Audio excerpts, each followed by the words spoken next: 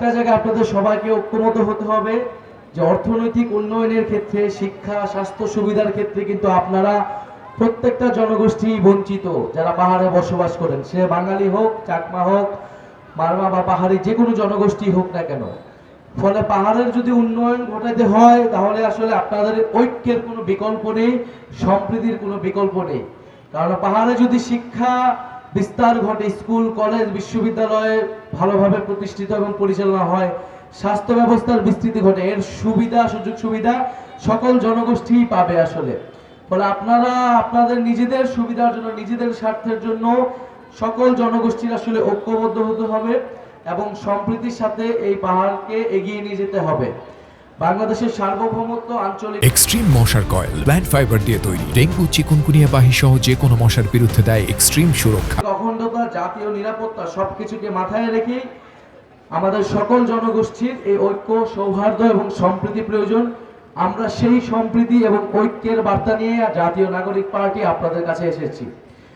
দ্বিতীয়ত, আমরা বাংলাদেশকে একটি বহু ভাষা এবং বহু সংস্কৃতির দেশ হিসেবে গড়ে তুলতে চাই। কারণ ঐতিহাসিকভাবে এই বদ্বীপ অঞ্চল, এখানে বহু ভাষা, সংস্কৃতি, ধর্ম এবং সভ্যতার মিলন কেন্দ্র ছিল। ফলে এটা আমাদের ইতিহাস, ঐতিহ্যের অংশ এবং এটা আমাদের শক্তির জায়গা যে আমরা কত বেশি বৈচিত্র্যকে ধারণ করতে পারি, একটা রাষ্ট্র কত বেশি বৈচিত্র্যকে ধারণ করতে পারে। আমাদের সংবিধানে এই বৈচিত্র্যকে অস্বীকার করা হয়েছিল। এই সকল জনগোষ্ঠীর অন্তর্ভুক্তি ৭২ সালে সংবিধানে নিশ্চিত করা হয়নি।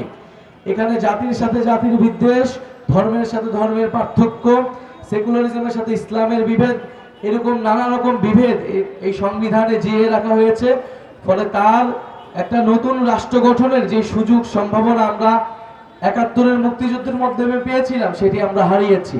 কিন্তু ২০২৪-এর পরে, গণ অভ্যুত্থানের পরে যে নতুন জাতীয় ঐক্য তৈরি হয়েছে, যে নতুন সম্ভাবনা তৈরি হয়েছে, এই সম্ভাবনা, সুযোগ আমরা হারাতে চাই না।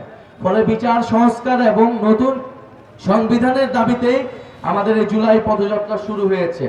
আমরা চাই আপনারাও এই নতুন সংবিধানের দাবিতে, আপনার জাতিগোষ্ঠীর অন্তর্ভুক্তির দাবিতে, আপনার পরিচয় স্বীকৃতি এবং পাহাড়ি বাঙালি সবার মানবাধিকার, নাগরিক অধিকার, নাগরিক মর্যাদা নিশ্চিত দাবিতে সকলকে ঐক্যবদ্ধ হতে হবে, সকলকে এই দাবি উঠাতে হবে।